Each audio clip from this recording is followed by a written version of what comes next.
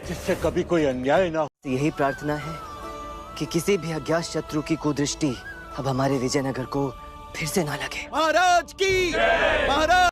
पंडित रामा कृष्णा के लिए एक नहीं तीन चुनौतियां सामने आ चुकी हैं।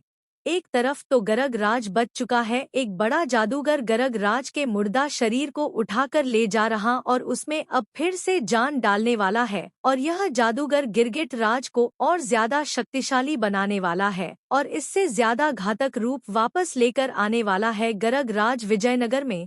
और दूसरी ओर वहीं पर एक ऐसी विष कन्या जो बहुत ही खूबसूरत है लेकिन उतनी ही जहरीली भी, उसके पूरे शरीर में जहर है और उसको अपना यह जहर किसी ना किसी पर निकालना पड़ता है, नहीं तो वह खुद भी मर सकती। उसका अपना जहर उसकी जान ले सकता है, जिसे वह काट ले वो तुरंत मर जाता है। और अब यह विष कन्या आने वाली है विजयनगर में और सामना होने वाला है पंडित रामा कृष्णा के साथ। और वहीं दूसरी ओर बहुत समय बाद महाराज किशन देव राय अपना दरबार लगाए बैठे हैं, लेकिन उसमें एक ऐसा व्यक्ति आ चुका है जिसको उसके कर्मों की सजा मिली है इसी संसार में, और पिछले 2 वर्षों से वह एक भारी लकड़ी का बना हुआ थम उठाए फिर रहा जो जंजीरों के साथ बंधा हुआ है उसके साथ, और वह चाहकर भी इसको अपने आप से कभी भी दूर नहीं कर सकता। और यही इसकी सजा है। अरब वो व्यक्ति इस बोझ को उठाने की हिम्मत नहीं जुटा पा रहा और पंडित रामा कृष्णा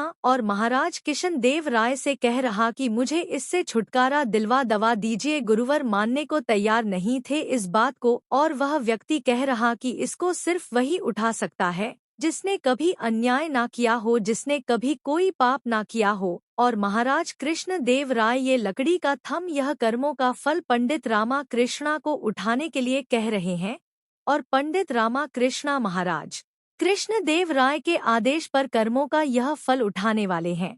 और अब रामा जी के साथ क्या होने वाला है यह सब बताने वाले हम आपको इसी वीडियो में पूरी तफसील के साथ। वीडियो को एंड तक जरूर देखिएगा, लेकिन उससे पहले अगर आप हमारे चैनल पर नए हैं तो हमारे चैनल को सब्सक्राइब करें, क्योंकि हम देंगे आपको तेनाली रामा शो की बिल्कुल नई और सही जानकारी, वो भी सबसे पहले। तो पहले थोड़ी बात करते हैं आज के एपिसोड के बारे में और फिर आपको बताएंगे कि आगे क्या होने वाला है। और अगर आज के शो की बात करें तो महाराज किशन देवराय बता रहे हैं पंडित रामा कृष्णा को कि हमने किस तरह इस शत्रु को मारा है। रामा जी वे हैरान होकर कहते हैं कि हमारा शत्रु समाप्त हो गया, तो महाराज कृष्ण देव राय कहते हैं कि हमने उसे वहां भेज दिया है जहां से उसका लौटना बहुत ही मुश्किल है। तो रामा जी कहते हैं कि इससे अच्छी बात और क्या हो सकती है। इधर गिरगला मिल चुका है एक ऐसे जादूगर को जो अपनी शक्ति से किसी भी मुर्दा जीवन को फिर से जिंदा कर सकता है। और उन्होंने देखा जब गिगत राज को मरे हुए पानी के ऊपर तैरते हुए तो वो गिगत राज के शरीर को उठाकर अपने साथ लेकर चले जाते हैं।